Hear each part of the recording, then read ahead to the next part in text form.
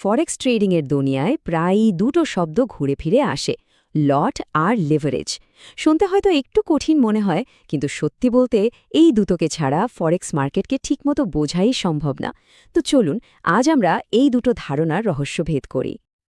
আচ্ছা, আলোচনাটা শুরু করা যাক একটা বেশ অবাক করা প্রশ্ন দিয়ে। ব্যাপারটা একটু ভাবুন তো, কারো অ্যাকাউন্টে আছে মাত্র $1000, কিন্তু সে ট্রেড করছে $1,00,000 দিয়ে। এটা কিভাবে সম্ভব? এটা কোনো জাদু নয়, বরং ফরেক্স মার্কেটেরই একটা বিশেষ কৌশল।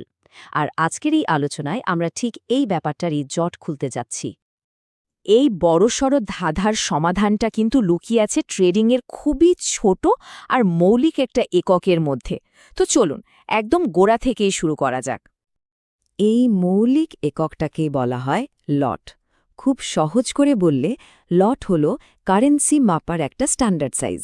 যেমন আমরা ডিম কিনি ডজন হিসেবে, তেমনি ফরেক্স মার্কেটে কারেন্সি কেনাবেচা হয় লট হিসেবে। এখন দেখুন, ফরেক্সে কিন্তু বিভিন্ন সাইজের লট পাওয়া যায়। সবচেয়ে বেশি চলে স্ট্যান্ডার্ড লট, যেটা হলো 1,00,000 ইউনিট কারেন্সির সমান। তবে যাদের পুঁজি কম তাদের জন্যও অপশন আছে, যেমন মিনি লট, মাইক্রো লট, এমনকি মাত্র 100 ইউনিটের ন্যানো লটও আছে। মানে ট্রেডাররা তাদের সুবিধা আর ঝুঁকি নেওয়ার ক্ষমতা অনুযায়ী লটের সাইজ বেছে নিতে পারেন। আচ্ছা, এখন প্রশ্ন হল, একটা স্ট্যান্ডার্ড লটে যদি দাম খুব সামান্য বাড়ে বা কমে, তাহলে সেটার আর্থিক প্রভাবটা ঠিক কতটা পড়ে? লাভ বা ক্ষতির পরিমাণটা কেমন হয়? চলুন হিসাবটা একটু দেখি। ধরুন কেউ একটা স্ট্যান্ডার্ড লটে ট্রেড করছে, মানে তার ট্রেডের সাইজ হল 1,00,000 ইউনিট কারেন্সি। আর ট্রেডটা চালু থাকার সময় কারেন্সির দাম খুবই সামান্য, মানে 1 চুল পরিবর্তন হল।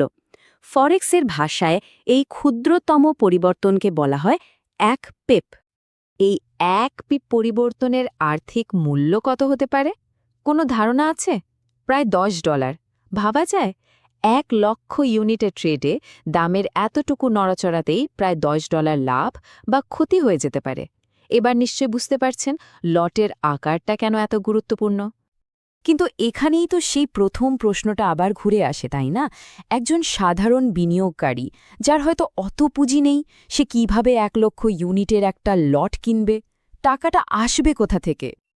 এই ব্যাপারটাকে বোঝার একটা দারুণ উপায় আছে।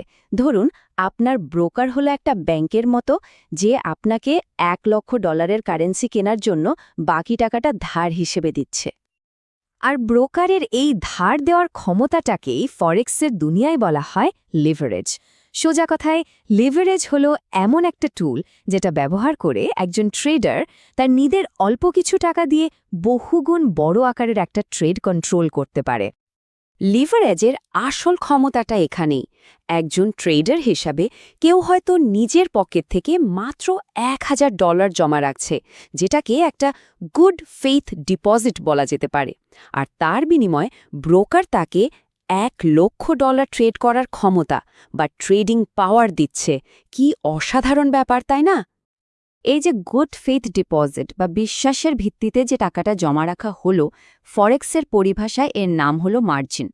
একটা কথা কিন্তু খুব পরিষ্কারভাবে মনে রাখতে হবে, এই মার্জিন কিন্তু কোনো ফি বা খরচ নয়। এটা হলো এক ধরনের জামানত, যা ট্রেডটা চালু রাখার জন্য ব্রোকারের কাছে জমা থাকে। তাহলে চলুন পুরো ছবিটা একবার একসাথে দেখি। প্রথমে একজন ট্রেডার একটা ছোট অ্যামাউন্টের মার্জিন জমা দেয়। এরপর ব্রোকার সেই মার্জিনের উপর ভিত্তি করে লিভারেজ দেয়, মানে ট্রেডিং পাওয়ারটাকে বহুগুণ বাড়িয়ে দেয়। আর সবশেষে এই লিভারেজের সাহায্যে একজন ট্রেডার একটা বড় আকারের লট ট্রেড করার সুযোগ পায়। দেখুন কিভাবে সবগুলো ধারণা একে অপরের সাথে জুড়ে আছে। তাহলে মূল কথাটা কি দাঁড়ালো? লট হলো ট্রেডের আকার নির্ধারণ করে, আর লিভারেজ হলো সেই বড় আকারের ট্রেডটা করার জন্য প্রয়োজনীয় ক্ষমতা যোগায়। এই দুটো জিনিস মিলেই কিন্তু সাধারণ বিনিয়োগকারীদের জন্য ফরেক্সের মতো বিশাল এক মার্কেটে দরজা খুলে দেয়। তবে একটা কথা আছে, লিভারেজকে বলা হয় দুদিকে ধারওয়ালা তলোয়ার।